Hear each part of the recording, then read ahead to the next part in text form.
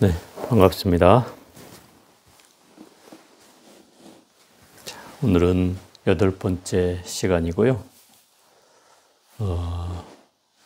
초심과정, 선에 관한 수행 방법 두 번째, 오늘은 부처님의 수행법에 대해서 말씀을 드려보도록 하겠습니다. 부처님의 수행법이란 여러 가지가 있습니다.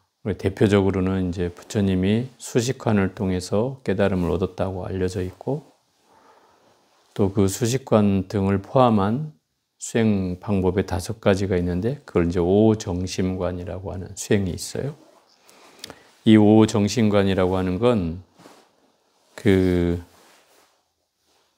마음 오정심관이라는 건 다소도자에다가 정은 이제 머무를 정자고, 심은 마음 심자고, 관은 볼관자거든요. 그 말이 무슨 얘기냐면, 마음이 산란할 때 5가지 이 번뇌의 장애를 가라앉히는 수행 방법이 바로 이 오정심관이라는 수행이에요. 거기에 대표적인 수행 방법이 바로 수식관으로 아까 부처님이 말씀하신 부처님께서 깨달음을 얻으셨다는 수행 방법이다. 이 오정심관 수행은 이제 5가지의 번뇌를 다스리기 때문에 일단 5가지 번뇌에 대한 종류가 있다. 첫째는 이제 탐해가 많은 중생. 예를 들어서 욕심이라고 그러죠. 탐해라는 건 탐욕을 말하는 거고, 그 욕심이 많은 중생에게는 바로 부정관 수행을 시켰다. 이 부정관 수행이라고 하는 건 부정이라는 말은 깨끗하지 않다는 뜻인데, 사람의 육신이 아름답고 이쁠 때는 당연히 귀하게 보여지지만, 이런 육신이라도 썩어서 시체가 되었을 때는 어느 누구도 아름다울 수 없듯이 이 허망함을 관하게 하는 것이 바로 이 부정관 수행의 대표적인 거예요. 그래서 최근에 제가 유튜브를 보다가 태국인가 어디에 스님이 이 선원 수행을 하는 선센 명상센터인데, 절 주변에 또 그리고 명상센터 지하에다가 시신을 이렇게 묻어가지고 한 70몇 구의 시신이 발견됐어요. 경찰들이 이제 난리가 났는데, 그 시신을 나중에 왜 거기에 묻었냐 이렇게 얘기하니까 주지가 하는 말이 그거예요. 시신을 보면서 시신이 있다는 것을 상기하면서 수행을 하면 마음의 집착이 사라진다. 그런 경계를 얻기 위해서 일부러 그 시신을 유기해서 이렇게 묻어가지고 거기서 수행을 하고 있다. 이렇게 주장을 한 거예요. 근데 재밌는 것은, 물론 그게 결과적으로야 그럴 수 있을지는 모르겠지만, 일단 묻어야 될 곳에 묻지 않고 선원 등등의 어떤 절 안에다 이제 그걸 묻었다는 거죠. 이제 그것들을 보면서 제가 이제 한 번씩 떠올렸던 생각이, 태국에는 저도 가보긴 해봤구나. 어느 스님이 와서 얘기해 준 걸 제가 들은 것 같아요. 미스 코리아 사진을 이렇게, 절에 가니까 미스 코리아 사진을 걸어놓고 그 사람의 시신을 이렇게 그 옆에다가 그대로 모셔놓은 거예요. 그래서 그것을 보면서 이 인간의 육신이 얼마나 허망한지를 알아차리라는 걸 이렇게 해놓기도 하고, 또 어떤 사람한테 들은 얘기로는 이 자동차가 교통사고가 나서 자동차 사고로 죽은 사람의 그 시신도 이렇게 해놨다는 얘기도 들었어요. 그게 이제 부정관의 대표적인 거거든요. 그러니까 시신이 온전할 때야 당연히 아름답지 않을 수는 없겠지만, 그것이 문드러져서 사고로라든지 아니면 죽어서라든지 이런 상황이 됐을 때, 그럴 때조차도 탐욕이 일어나겠느냐 이런 거죠. 그래서 그런 시신이 되는 것을 관찰해 보면 거기에서 우리는 이 시신에 대한 욕망이, 몸에 대한 욕망이, 애착이 사라지는 걸 경험할 수 있다. 이게 이제 부정관 수행의 대표적인 거예요. 그래서 주로 이제 죽음의 시신을 관하는 것이 이제 부정관 수행의 대표적으로 보여지는 대상이죠. 두 번째는 이제 진해가 많은 중생에게는 그 자비관 수행이라고 해서 아마 지금 우리나라에는 이제 티벳 수행으로 많이 알려졌는데 이제 온 중생에게 연민을 일으키는 마음으로 이제 수행을 하는 방법이에요. 이게 일체 모든 중생들을 마치 내 자식과 같이 또 내 마음과 같이 여겨서 그것들을 늘 이렇게 연민하는 마음을 갖게 하는 그런 수행 방법이 바로 이 자비관 수행이다. 그래서 이 자비관 수행은 결국 성을 잘 내는 사람, 화를 잘 내는 사람들이 주로 이 수행 방법을 행했다. 이런 거죠. 또 세 번째는 어리석음이 많은 사람들이 행했던 수행 방법이 바로 인연관 수행이다. 이 말이죠. 인연관이라는 건 제가 저번 시간에도 얘기했지만 부처님의 깨달은 방법이 인연법이었잖아요. 12연기, 연기법. 그 인연관이라는 것은 세상의 이치가 다 인연법으로 이루어졌다고 보는 거예요. 어떤 존재든 어떤 상황이든. 왜냐하면 인연법이라는 건 결국 부처님의 진리이기도 하지만 이미 부처님께서 말씀하기 이전부터 있어 왔던 진리라고 했잖아요. 그런 진리의 형태로 이 세상을 보는 수행 방법이에요. 모든 것은 다 원인과 조건에 의해서 이루어진다고 보는 거죠.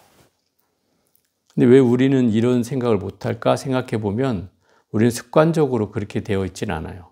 인연법으로 보려는 습관이 있는 게 아니고 우리의 루틴에는, 우리의 습관에는 이미 내 과거의 기억을 떠올려서 항상 보려고 하는 습관이 있단 말이에요. 그렇게 해서 보기 때문에 자꾸 착각이 일어나고 오해를 하게 되고 내가 잘못된 인식이 돼 있으면 그 인식으로 잘못된 과정을 계속 반복하게 되는 거죠. 근데 인연법이라고 하는 건 사실 그 원인을 밝히는 거기 때문에 그 원인을 추론하다 보면 내가 오해의 이 과정들을 줄여갈 수 있는 상황이 된다. 그래서 인연관 수행이라고 하는 건 결국 연기의 이치로 세상을 보는 거고 이 모든 세상에 존재하는 모든 존재들이 다 연기로 이루어졌다는 사실을 알아차리고 그렇게 보아가는 것이 바로 인연관 수행의 핵심이다.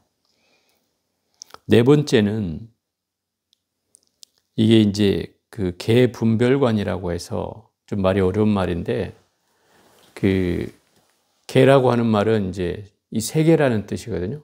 우리가 흔히 말하는 그 불교에서 말하는 18계 한번 했었죠. 이 18계라고 하는 것은 육군, 육경, 육식으로 이루어진 세계를 18계라고 해요. 그러면 눈으로 앞에 대상을 보고 귀로 소리를 듣고 코로 냄새를 맡고 혀로 맛을 보고 몸으로 접촉을 하고 감촉을 느끼고 생각으로 대상을 분별하는 이런 인식작용들이 분별되는 세계, 그것을 그렇게 보는 거예요. 내 눈이 대상을 만나서 어떤 색을 좋아한다, 나쁜다, 어쩌다라고 인식하고 코로 냄새를 맡으면서 좋다, 나쁘다를 인식하고 또 혀로 맛을 보면서 맛있다, 맛이 없다를 인식하고 또 몸으로 접촉을 하면서 부드럽다, 거칠다, 날카롭다라고 분별하고 또 생각으로 대상을 분별하면서 좋다, 싫다라는 걸 분별하는 그게 개분별관이에요. 그렇게 보는 과정을 인지하는 거예요. 알아차리는 거. 근데 이런 수행 방법은 주로 이 경전에 보면 차가 중생이라고 표현하는데 나에 대한 집착이 많은 사람에게 이런 수행 방법을 시켰다. 그 얘기는 무슨 얘기냐면 나에 대한 집착이 많다는 것은 내 존재에 대한 영원불멸함을 느낀다는 뜻이거든요. 그러면 이 분별관이라는 것은 눈과 귀와 코와 혀와 몸뚱아리와 생각이라는 그 감각기관으로 색성향 미초법이라는 대상을 만나서 6개의 인식이 일어나는 과정은 어떤 것을 나라고 할 수 있는 것도 없다는 거죠. 예를 들어서 우리가 반대로 이렇게 물어요. 우리는 눈으로 보고 귀로 듣고 코로 냄새 맡고 혀로 맛을 보고 몸으로 감촉을 느끼고 생각으로 대상을 분별하는데 눈이 진짜 볼 수 있는가? 귀가 들을 수 있는가? 코가 냄새 맡을 수 있는가? 혀가 맛을 볼 수 있는가? 몸뚱아리가 감촉을 느낄 수 있는가? 있어요? 눈이 나 눈이 뭐 무슨 색깔을 봤어? 라고 할까요? 눈이라는 존재는 그냥 망막을 통해서 대상을 비출 뿐이죠. 또 귀는 소리를 열어서 밖의 대상의 소리를 들을 뿐인 거예요. 코는 냄새를 들어오게 할 뿐인 것이지 그걸 인지하는 건 결국 내 마음이잖아요. 내 마음이란 말이에요. 그러니까 결국 눈, 귀, 코, 혀, 몸, 생각이라고 하는 건 그 대상을 투영할 뿐인 것이지 실제 본질로 마음은 아니다 이 말이에요. 그러니 어떤 것도 거기에 나라고 할 게 있느냐 이 말이죠. 그래서 이 차가 중생, 나에 대한 집착이 많은 중생에게는 결국 이 개분별관을 통해서 더 이상 집착할 수 없음을 알아차리게 하는 수행 방법이고, 마지막으로 이제 그 수식관 수행이라는 게 있어요. 이 수식관 수행은 부처님께서 그 호흡법을 통해서 깨달음을 얻었다는 방식이 바로 이 수식관 수행인데, 수식관은 이제 호흡을 헤아린다는 뜻이에요. 호흡을 헤아려서 관을 하는 수행 방법이다. 이 수행 방법은 주로 산란한 사람에게 주로 이 방법을 썼다는 거예요. 산란하다는 건 마음이 안정치 못하고 불안하고 늘 집중을 하지 못하는 사람들에게 바로 이 수식관 수행을 썼다. 이 수식관 수행이 이제 호흡을 관찰하게 하는 것이고, 그 호흡의 길이가 어떻든지 간에 호흡을 세는 거예요. 하나, 둘, 셋, 넷, 다섯, 여섯, 일곱, 여덟, 아홉, 열에서부터 다시 거꾸로 이렇게, 그리고 옳게 셌다가 거꾸로 셌다. 이걸 반복하면서 이제 수식관 수행을 해가는 거예요. 왜 이걸 옳게 셌다, 거꾸로 셌다 하냐면 계속 숫자를 헤아려 가다 보면 숫자를 까먹을 뿐만 아니라 또 집중을 떨어뜨리고 또 번뇌망상이 금세 찾아들기 때문에 앞으로 갔다가 뒤로 갔다 하는, 계속 그렇게 하면서 집중을 하게 하는 방법이에요. 그리고 이 수식관은 그 흔히 말하는 안반수의경이라는 경전에는 그 안반수의경이라는 말이 들숨 날숨을 관찰하는 경전이란 뜻이에요. 이걸 이제 그 범어로는 아나빠나사티 뭐 이렇게 얘기하는 건데, 그 아나라는 게 이제 그 들숨이란 뜻이고 빠나 아빠나 이게 이제 날숨이란 뜻인데, 이것을 관찰한다는 뜻이죠. 그러면 호흡을 어떻게 관찰하는가? 그러면 호흡이 들어올 때부터 나갈 때까지를 놓치지 않는 거예요. 그게 들숨 날숨을 관찰하는 방법이에요. 놓치지 않아야 생각이 들어오지 않는 거죠. 원리는 그런 거예요. 그 들숨과 날숨을 계속 따라가다 보면 거기에 생각이 들어올 계제가 없는데, 그 호흡을 놓칠 때 이제 생각이 들어오는 거죠. 수식관 수행도 마찬가지로 그 집중을 하게 함으로 해서 그 산만한 마음을 떨치게 하는 수행 방법이었고, 또 말한 것처럼 부처님께서 바로 이 수식관을 통해서 깨달음을 얻으셨다라고 경전에 소개하고 있습니다. 물론 이 부처님의 수행 방법은 이거 외에도 이제 사념처 수행이라는 게 있어요. 사념처는 네 가지 경계로서 알아차려가지고 자기 몸의 대상을 삼아서 알아차리는 수행 방법을 이 사념처라고 해요. 이 방법은 아까 말한 오정신관 수행과 약간 중복되는 점도 없지 않아 있지만 개념은 조금 다른 부분이 있어요. 이 사념처는 네 가지 그를 알아차리는 수행 방법이기 때문에 그 네 가지의 대상이 존재하는데, 그 네 가지가 바로 신수신법이라고 해서 첫 번째가 신념처 수행이라는 거예요. 몸을 관찰한다 이런 뜻이죠. 이 몸을 관찰한다는 뜻은 아까 그 부정관 수행하고 이게 좀 맞닿아 있는 거죠. 부정관 수행도 그 죽음의 시신을 관찰하듯이 이 그 신념처 수행도 이 몸의 대상을 관찰하는 거예요. 근데 여기에는 이제 부정적인 것만 관찰하는 게 아니라 몸의 모든 내용을 관찰해요. 예를 들어서 움직이는 걸 관찰한다. 그러면 내가 걸음을 걸으면서 또는 포행을 하면서 그 과정을 계속 이렇게 인지해 가지고 이제 수행하는 방법이에요. 아마 여러분들이 그걸 보신 적이 있을지 모르겠지만 주로 동남아시아에서 수행하는 방법, 뭐 비파사나라는 선을 하는 사람들이 뭐 뒷짐을 지고 이제 걸음을 걸으면서 이렇게 수행을 하는 걸 뭐 보신 적이 있을지 모르겠어요. 이렇게 발을 들어가지고 이제 이 발을 들으면서도 발이 들린다. 자기가 그렇게 인식을 하고 발이 앞으로 나간다, 발이 내려진다, 그리고 오른발이 들려진다, 뭐 이렇게 이걸 계속 인지하면서 걸음을 걸으면서 명상하는 거죠. 이거를 이제 주로 신념처 수행이라고 해요. 두 번째는 이제 수념처 수행이라고 하는 건데, 수라고 하는 말은 받아들일 숫자예요. 그 얘기는 무슨 얘기냐면, 내가 바깥 경계에 보여지는 경계의 대상들이 안으로 내가 인식하는 순간 들어올 거 아니에요? 눈으로 본 색이 들어오고, 귀로 소리가 들어오고, 코로 냄새가 들어오고, 혀로 맛이 들어오고, 몸으로 감촉이 들어오고, 생각으로 대상이 분별되는 이 과정이 바로 수념처 수행을 할 수 있는 작용이죠. 그러니까 눈으로 소리를, 그 대상을 보면서, 아, 내가 지금 저것을 이렇게 보고 있구나 하고 알아차리는 것. 또 귀로 소리를 듣고, 아, 내 소리를 듣고 있구나 하고 알아차리는 것. 코로 냄새 맡으면서, 아, 무슨 냄새다라고 알아차리는 것. 혀로 맛을 보면서 그 맛에 대한 걸 알아차리는 것. 이렇게 이 감각기관을 통해서 일으켜지는 경계를 알아차리는 수행이 바로 이 수념처 수행이에요. 이 방법도 특화돼서 비파사나 명상센터에서 이 부분을 이제 특화해가지고 어느 한 부분만 관찰하게 해서 수행을 삼고 있는 그런 단체들도 있어요.